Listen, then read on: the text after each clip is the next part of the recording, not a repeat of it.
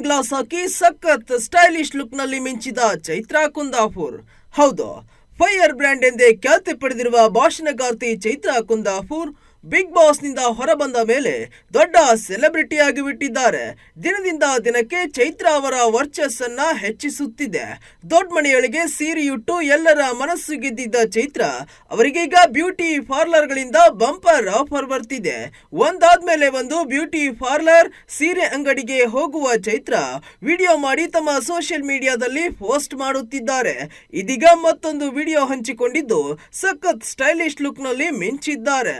Big boss ನಿಂದ ಹೊರಬಂದ ಬಳಿಕ ಚೈತ್ರಾ ಕುಂದಾಪುರ್ ಅವರು ಸೋಷಿಯಲ್ ಮೀಡಿಯಾದಲ್ಲಿ ತುಂಬಾನೇ ಆಕ್ಟಿವ್ ಆಗಿ ಬಿಟ್ಟಿದ್ದಾರೆ. ಯೂಟ್ಯೂಬ್ ಚಾನೆಲ್ ಕೂಡ ಶುರು ಮಾಡಿಕೊಂಡಿದ್ದಾರೆ.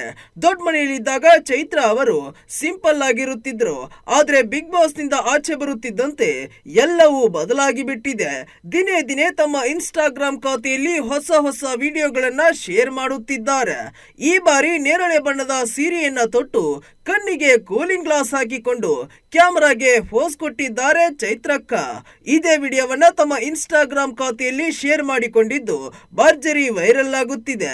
ಇದನ್ನ ನೋಡಿದ ನೆಟ್ಟಿಗರು ಫುಲ್ ಶಾಕ್ ಆಗಿದ್ದಾರೆ.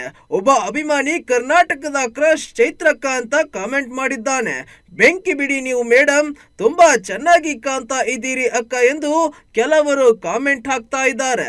ಬಿಗ್ ಬಾಸ್ ಕನ್ನಡದಲ್ಲಿ ಚೈತ್ರಾ ಹೆಚ್ಚಿನವರ ಜೊತೆ ಜಗಳವಾಡಿದ್ದರು.